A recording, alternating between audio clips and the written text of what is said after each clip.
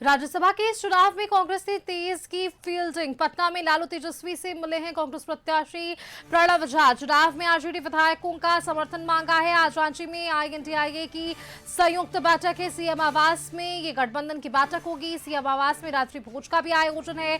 बताया कि पटना में मुलाकात के दौरान कांग्रेस के एडमिनिस्ट्रेशनल हेड गुरदीप सिंह सप्पल के साथ साथ बिहार कांग्रेस के पूर्व प्रदेश अध्यक्ष अखिलेश सिंह भी मौजूद थे। बैठक के दौरान राज्यसभा चुनाव पर सार्थक बातचीत हुई है। वहीं लालू यादव ने झारखंड के चारों आरजेडी विधायकों को खास निर्देश भी दिया है। अधिक जानकारी के साथ संवाददाता राहुल हमारे साथ जुड़ रहे हैं। राहुल का रुख कर लेते हैं। राहुल, देखिए, प्रणव झा ने मुलाकात तो एक तरफ कर ली, दूसरी तरफ न्योता राजधानी रांची से भी आ गया है, यानी कि अब पूरी तरह से फील्डिंग सेट करने की कोशिश हो रही है। महागठबंधन विशेष की बात करें तो अब ये जो सुलह है वो कहीं ना कहीं बिहार तक भी पहुंची और यहाँ पे भी विधायकों से समर्थन मांगा जा रहा है।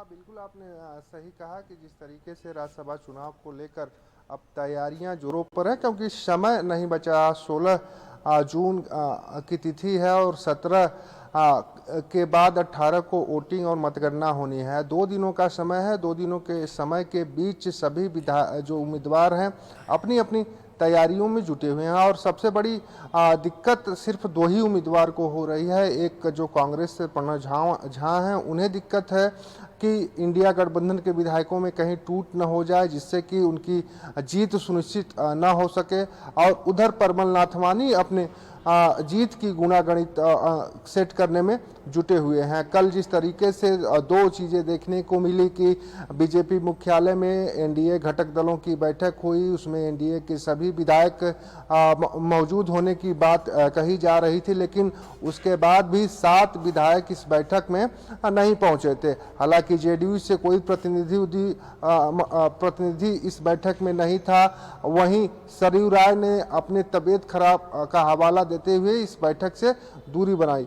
वहीं जो बीजेपी के विधायक दल के मुख्य संचेतक हैं, उन्होंने साफ कहा कि 7 विधायकों ने पूर्व में सूचना दी थी और समय लिया था, इस वजह से नहीं आ पाए और आने वाले दिनों में दोनों विधायक, जो 7 विधायक हैं, वो मौजूद रहेंगे। अगर हम इंडिया गठबंधन की अब बात करें तो प्रणव झा पटना पहुंचे, लालू प्रसाद यादव से मुलाकात किए। वहीं आरजेडी के जो राष्ट्रीय कार्यकारी अध्यक्ष हैं तेजस्वी यादव, उनसे मुलाकात की और चारों विधायकों का समर्थन मांगा है।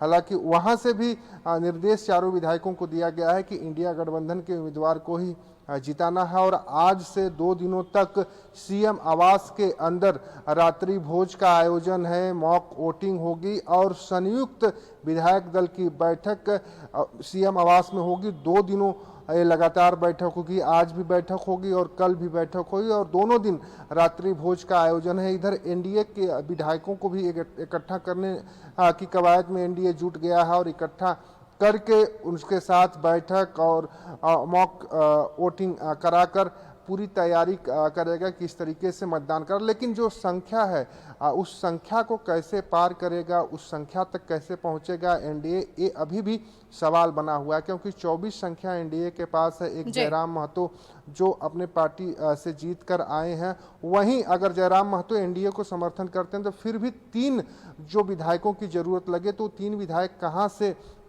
आएगा, ये अभी भी सवाल खड़ा होता दिखाई दे रहा है। लेकिन परिमल नाथवानी लगातार ये कह रहे हैं, बीजेपी लगातार कह रही है कि राज्यसभा चुनाव वो जीत रही है, उसके पास अंगणित है और 81 विधायकों की तरफ से, अंतर आत्मा की तरफ से वो मतदान करेंगे, जिससे कि उनकी जीत होगी। लेकिन अब देखना होगा कि जो 56 विधायकों की संख्या है इंडिया गठबंधन के पास, उसमें कैसे पैठ एनडीए बना सकती है, परमल नाथवानी बना सकते हैं। क्योंकि इस समय की जो तस्वीर निकलकर सामने आ रही है, कांग्रेस हो या जेएमएम, कहीं से भी कसर छोड़ती दिखाई नहीं दे रही है। और खास करके कांग्रेस के जो उम्मीदवार है प्रणव झा लगातार अपनी फील्डिंग करते दिखाई दे रहे हैं और इसी का एक जीता जागता तस्वीर और उदाहरण निकलकर सामने आया कि कल पटना पहुंचे और तेजस्वी लालू से मुलाकात कीजिए। बिल्कुल राहुल, आपने ठीक कहा। देखिए, अपनी तरफ से वो पूरी कोशिशें प्रत्याशियों की तरफ से की जा रही है। बहुत शुक्रिया आपका हमारे साथ जुड़ने के लिए। आगे बढ़ते हैं।